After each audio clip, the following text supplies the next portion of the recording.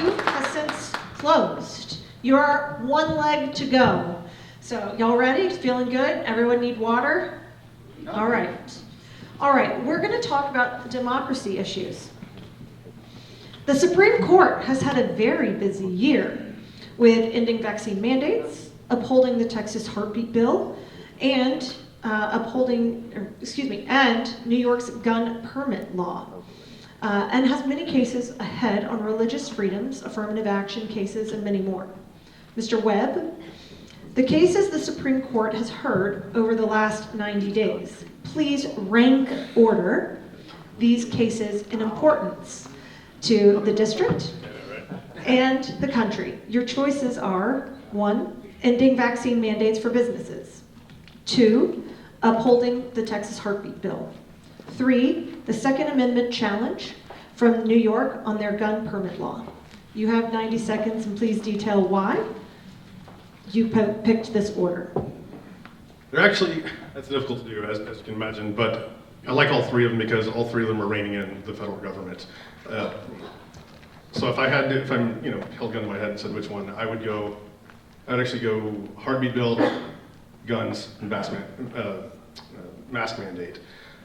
Reason being, we've had 65 million abortions since Roe versus Wade was passed, and it's a tragedy that we've lost all those lives. The thing about abortion specifically is abortion is murder. And you can legally prove this. If you were to march into somebody's house and shoot a pregnant woman, you'd be charged with a double homicide. One for the woman and one for the child.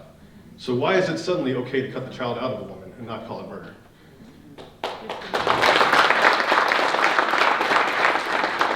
And I also think that abortion is a symptom of a larger issue as well, that young women in this country do not have access to birth control that could prevent the entire process from even happening. Obviously, moving on to the Second Amendment, obviously I'm a big proponent of it, 7th generation Texan. I've got my own little arsenal at home.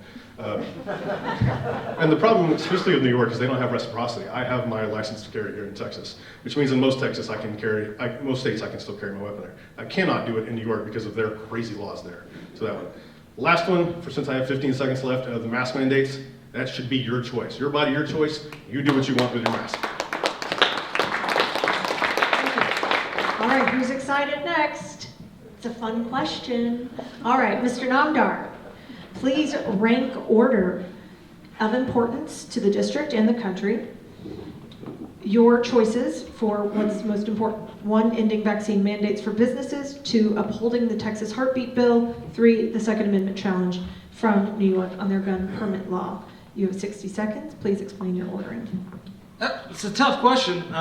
If I put a gun to my head, no pun intended. At the end of the day, I do believe that I'm pro-life, and I share the sentiments with Mr. Webb as well.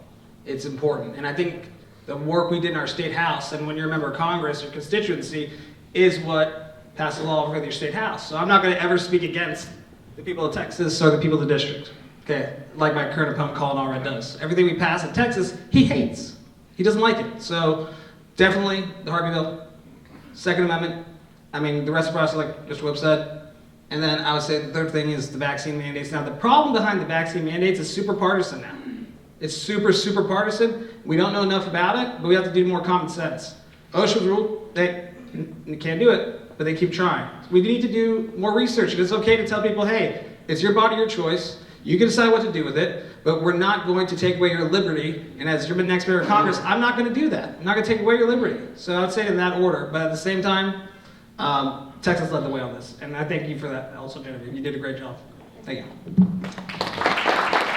Mr. Davis, you too will be answering this question. Please rank order. Your choices are vaccine mandates, Texas heartbeat bill, and the Second Amendment challenge from New York on their gun law permits. Please explain your order of importance. You have 60 seconds. Yeah, so I agree with Justin on the ordering. Since Roe v. Wade in 1973, 65 million babies have been killed.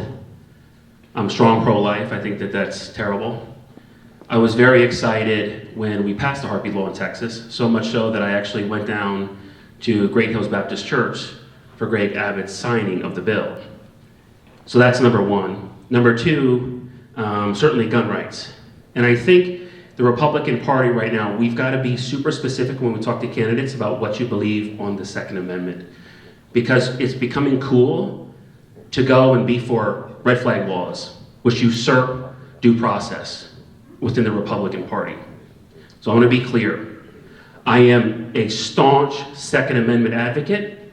I stand for no red flag laws, nationwide constitutional carry, nationwide concealed carry reciprocity, and it is time, because a lot of the young right are bringing this up now, and it's time for us to start talking about attacking the NFA. And then lastly, what we have before. Thank you. Thank you.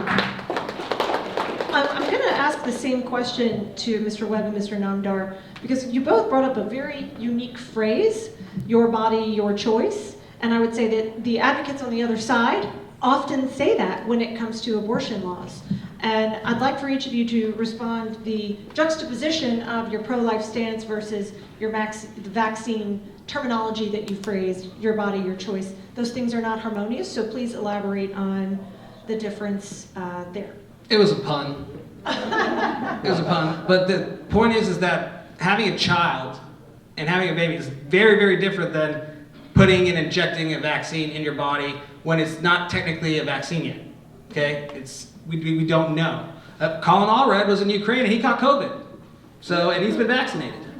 So, pun, but at the end of the day, we need to do more research, and there's no correlation between the two. Sure. Mr. Webb, I'll also give you 30 seconds to respond and clarify your position. Yeah, so it's very simple. One is a RNA quote vaccine, and the other one is a human life.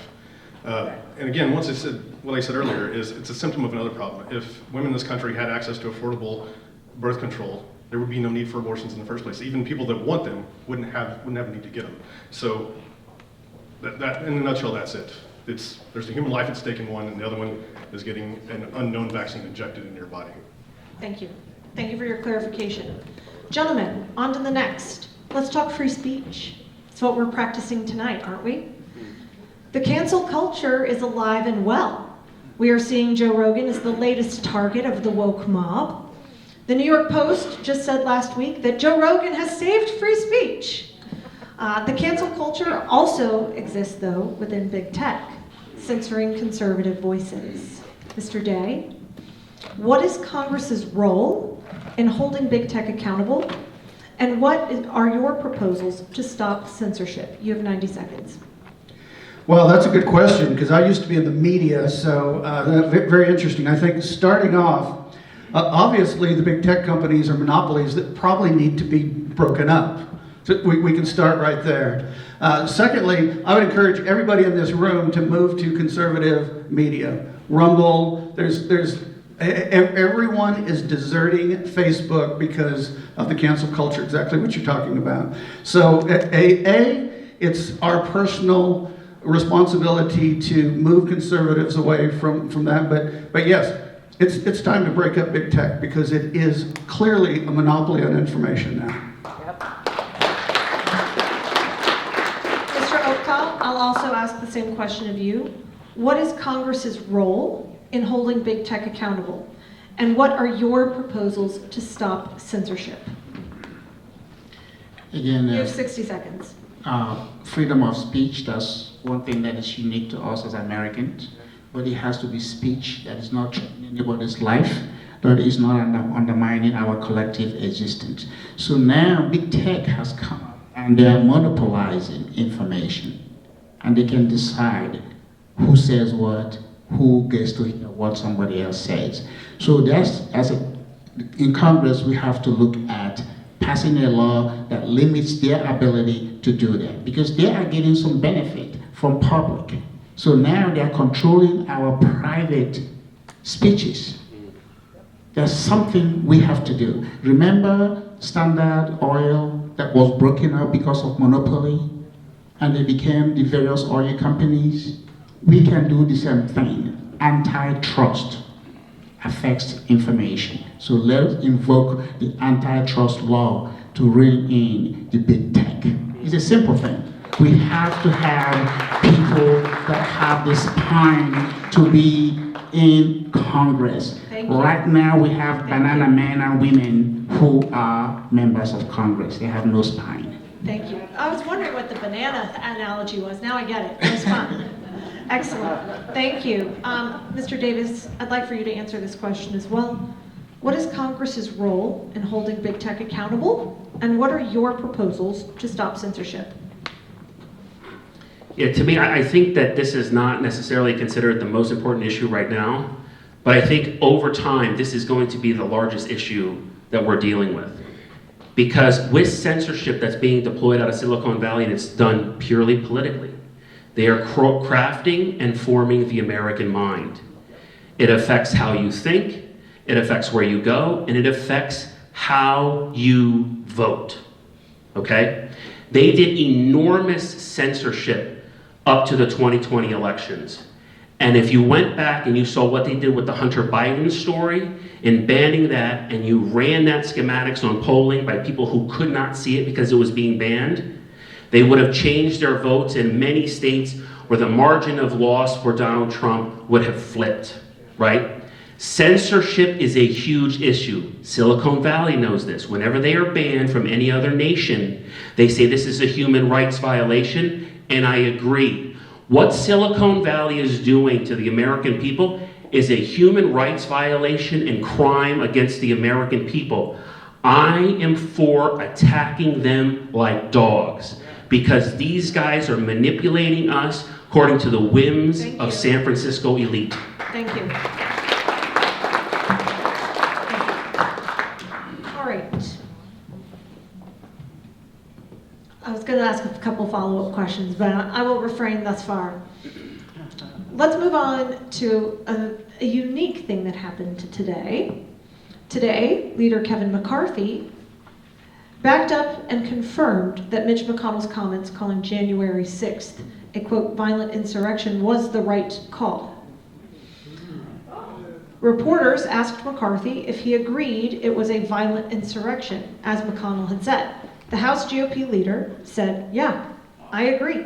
Anyone who broke into this building, no one would disagree with that. He added, the RNC was not referring to that, which he meant on legitimate political discourse. Mr. Day, in your opinion, what is your view on January 6th of last year? Do you believe Chairwoman Ronna McDaniel and the RNC viewpoint, or Leader McCarthy's, or do you have an alternative viewpoint? You have 90 seconds. It was not anywhere close to a violent insurrection. That is just idiocy. Has anyone been charged with insurrection? No. Criminal trespass, assaulting a police officer, yeah, people have been charged. But insurrection, that's nonsense. And frankly, people don't go to a violent insurrection carrying skateboards and staplers and desk drawers. That is not an armed insurrection. Last week at the Dallas Morning News editorial board meeting, they asked that same question. And I might have made history attacking the media during a editorial board discussion. Because I said January 6th and the big hubbub has one and only one purpose: to distract the public from the voter fraud that was the reason people were in Washington, D.C. Look at the shiny object here, January 6th. And haven't you been puzzled by them making such a huge deal out of January 6th? Yep. It's crazy. It was just to distract the American people from the voter fraud so the media could stop talking about the real issue, which is voter fraud. Thank you. Mr. Webb, in your opinion, what is your view on January 6th of last year? Do you believe Chairwoman Ronna McDaniel and the RNC point of view of legitimate political discourse, or Leader McCarthy's calling it a violent insurrection? Or do you have an alternate point of view? You have 60 seconds. So I took an oath to support and defend the Constitution of the United States. I've taken it 3 times and served multiple tours. The First Amendment of the Constitution of the United States gives the people the ability to peacefully redress the government for a redress of grievances. That was not a peaceful protest. Neither was what happened in 2020. Both sides had a legitimate argument against government. But violence against the Capitol, against this very nation of freedom, is not the way to do it. I don't care which side started it, that was an attack on our Capitol. Just like the attacks all across in 2020, the riots across the country were also a violent attack on our freedom. And you may not agree with me on that, but like I said, I've defended this country for 20 years, and I was appalled by what I saw that day. And I don't care who you compare. Mr. Namdar, in your opinion, what is your view on January 6th of last year? Do you believe Chairwoman Rhoda McDaniel and the RNC viewpoint of legitimate political discourse, or Leader McCarthy's viewpoint on a violent insurrection? Or do you have an alternate point of view? You have 60 seconds. So I think for myself, I don't need the RNC or McCarthy to tell me how to think about it. I looked at it as a citizen, as a private citizen. And I agree with 100% with Mr. Webb. I agree 100% with Mr. Webb. It was a violent insurrection. Maybe the media's playing it one way to distract from the election. It's a possibility, yes. But I don't think that we're a nation that allows also to have riots and put fires across the country and not call that also but not violence as well. Did you guys see what happened in Houston at a Travis Scott concert? That was real. That happened with fentanyl stabbings. What about the feds? And the feds that could have been involved with the insurrection. But they say insurrection, that it's violent and that we came in there with guns. I don't think so. I don't think we did. But I do think you should never go and storm our Capitol in the beacon of democracy under any circumstances. But we need to find out the truth. And once we find out the truth, we'll know. That's what I say. Thank you, Mr. Namdar. Mr. Davis?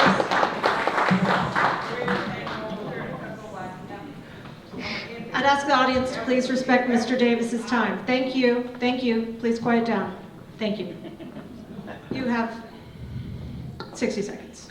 I'll give you Mr. Okpa. I'll let you conclude. To me, this is an extremely important issue because it shows you what the woke communists are doing out of Washington, D.C. Yep. They're treating the J6 prisoners a different way than they would treat anybody else, and they're doing it because they hate Red State America, conservatives, and anyone with a heterodox view of what is going on. I am personally in contact with one of the J6 political prisoners. It is a travesty what they are doing to him. They're going after him criminally, and they're going after him civilly to wipe his whole life out. He has a wife and a couple of kids. Let me tell you something. What happened in J6 was no insurrection at all.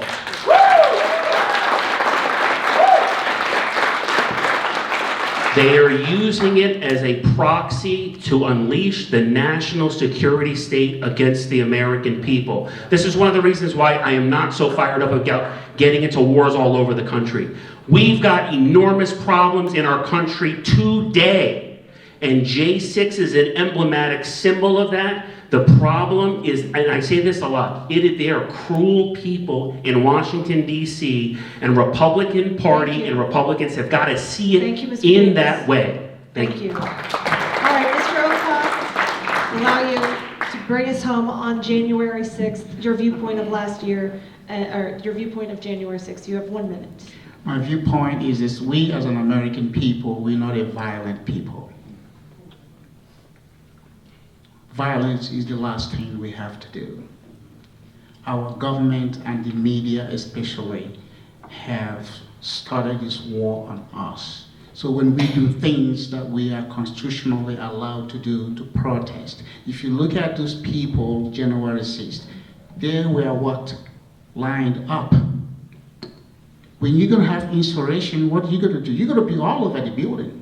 They're lined up to go in there to express their anger about what happened in 2020. So now the media is using it to distract us, labeling us against ourselves. Let's be honest about what is going on in this country. There's a big domestic fight that is affecting us Americans, and we're allowing the media and the liberal left to tell us what to think. Nobody used gun, except for one police person that died. Thank you, Mr. But if you Okpa. look at other things that happen in Seattle and some other places, it's more violent than what happened in J6. Thank so you. let's be sensible about those things. I saved the hardest questions for the end. But good news, it's done. Gentlemen, I want to sincerely say thank you for being so well prepared, coming into a very informative evening. Thank you for your thoughtfulness, your ideas. It's important for the voters to understand the difference between you. You all share many of the similar points of view, and it's important for us to understand how each of you will lead, your differences, and also, like I said, how you will lead differently than Colin Allred.